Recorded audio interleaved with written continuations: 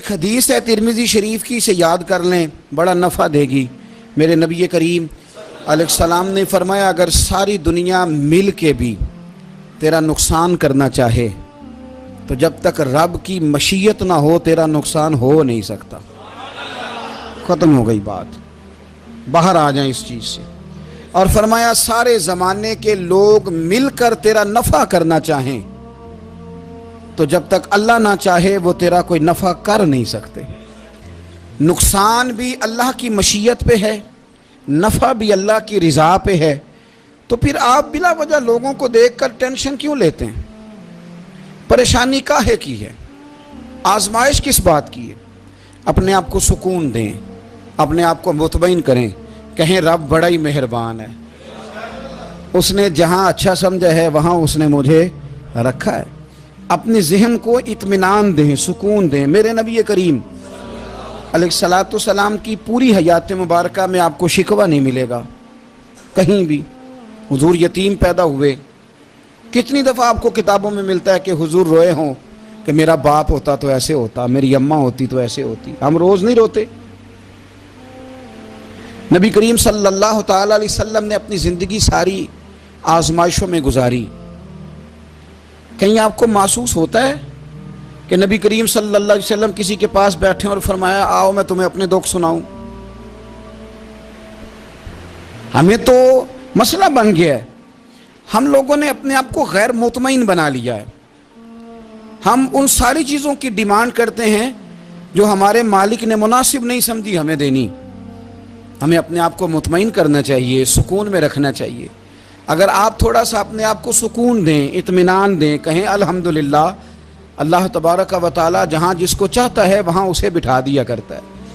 پھر ہم لوگوں کا منصب چھیننا چاہتے ہیں، حسد کرتے ہیں، بغض پیدا ہوتا ہے، عداوت پیدا ہوتی ہے، نقصان ہوتا ہے۔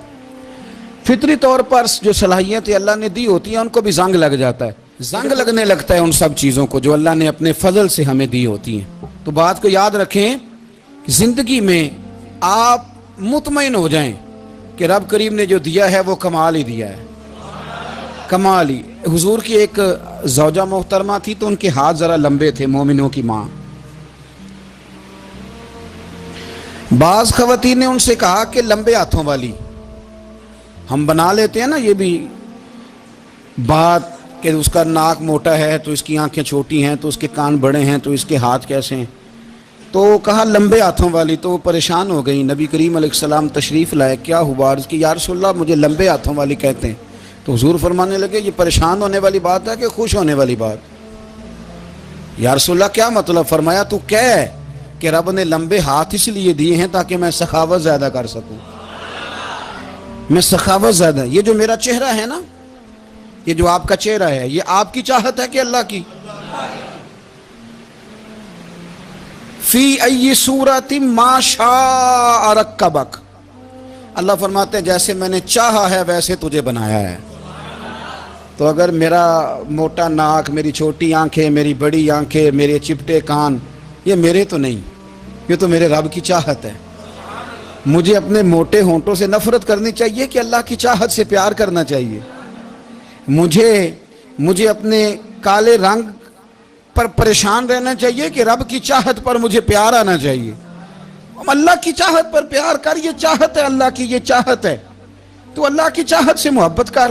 تو پریشان ہو رہا ہے فلانے کا رنگ ہو رہا ہے تو میرا کالا ہے، فلانے کا مکان بڑا ہے تو میرا چھوٹا ہے، فلاں بڑی گاڑی میں کیسے بیٹھ گیا؟ بھئی اللہ نے چاہا تھا بیٹھ گیا، اللہ نے میرے لیے سائیکل پسند کی ہے، مجھے الحمدللہ کہہ کے سائیکل پہ بیٹھنا چاہیے، اس نے پسند کی ہے، اس کی رضا ہے کہ میں یہاں رہوں۔